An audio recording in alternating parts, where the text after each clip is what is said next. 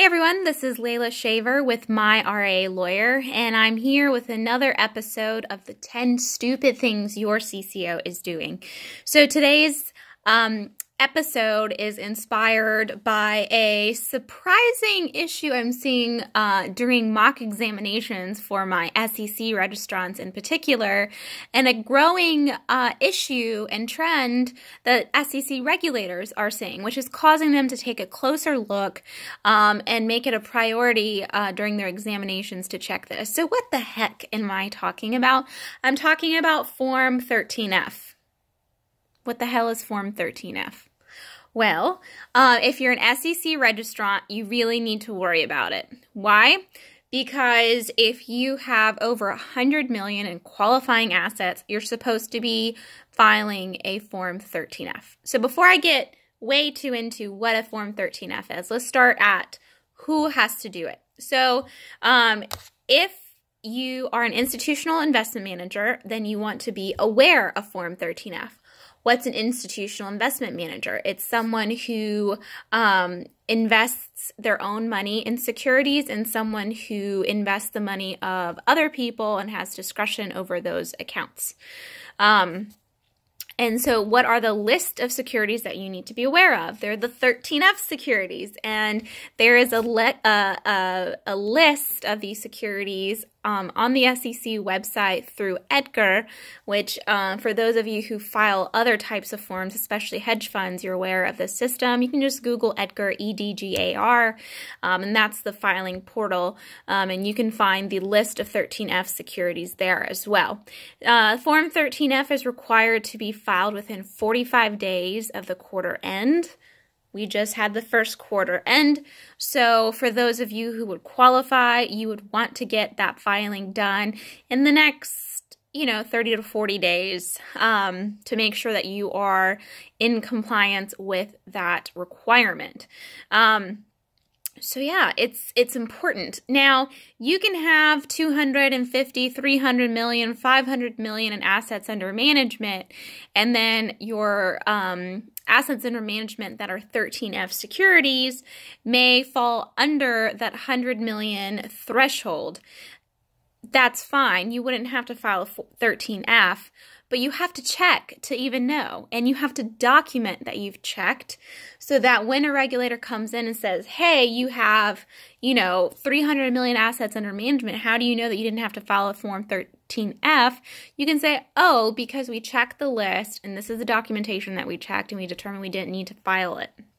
So what are some examples of 13F securities? So these can include equity securities that trade on an exchange, certain equity options and warrants, shares of closed-end investment companies, and then certain convertible debt securities. So that can be a lot of different securities that are commonly traded and that you may use in your investment strategy for your clients. So if you are an SEC registrant, you have over 100 million in assets under management, you want to make sure you are going to EDGAR, you're looking at that list. The list is updated every quarter, and make sure you're looking at it and determining whether or not you have to file a Form 13F. Now, you have to keep filing a Form 13F until it's been a whole calendar year since you haven't had to file, or you wouldn't have had to qualify to file a Form 13F. So it is definitely a requirement. I have seen a growing trend with my own clients, especially those that we do mock SEC examinations. Some of these people haven't filed a Form 13F in years when they're required to do so. So I'm going to give you a case study so that you can kind of understand some of the issues, the disciplinary action you can run into if you don't file the 13F appropriately.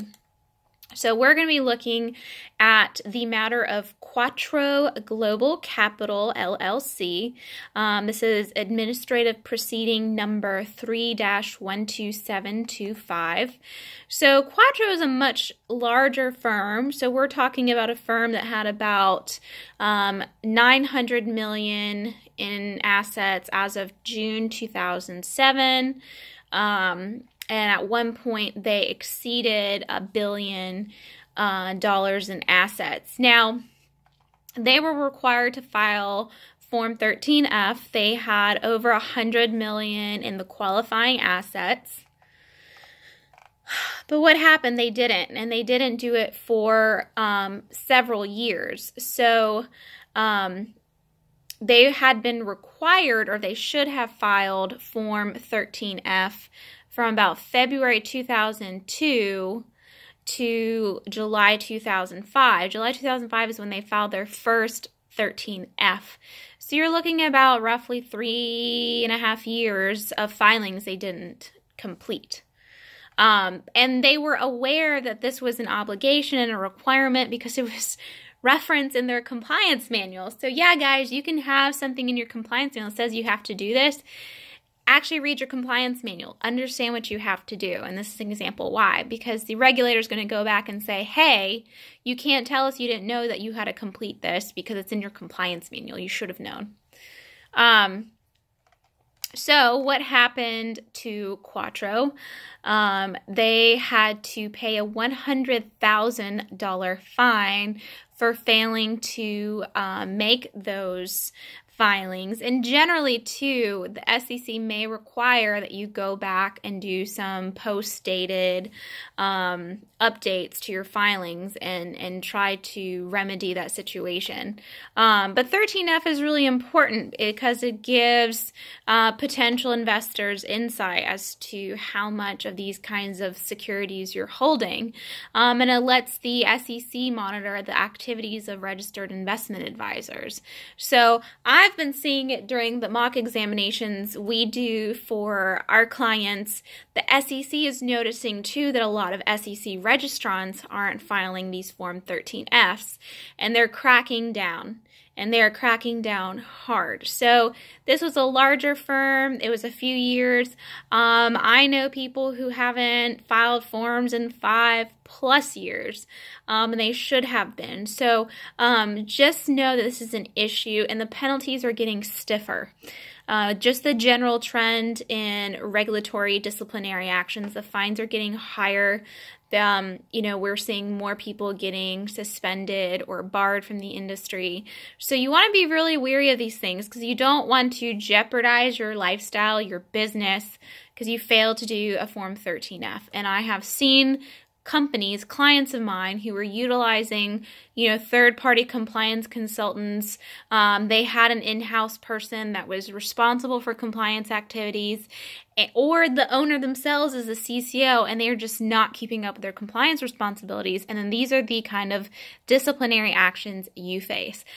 Also, this is a material event. You have to tell your clients that you just had to pay $100,000, and then this is something that's going to follow you. You're going to have to put it on Form ADV, and it's going to have to go into your brochure that you give to your clients and that you provide them every year.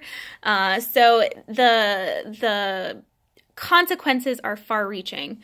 So if you are concerned and you're hearing about Form 13F for the first time and you're an SEC registrar and you're like, holy shit, did I need to do this? Give us a call. We'll come in. We'll take a look. We can do a mock exam for you and really tell you some of the things that you're probably not doing. And let's be real, you're not doing them. So we can tell you what you don't know and what you should be doing, and we can actually help you fix it. Why? Because we're a group of lawyers, and we can do that shit. Non-lawyer compliance people can't. They'll tell you to go hire one.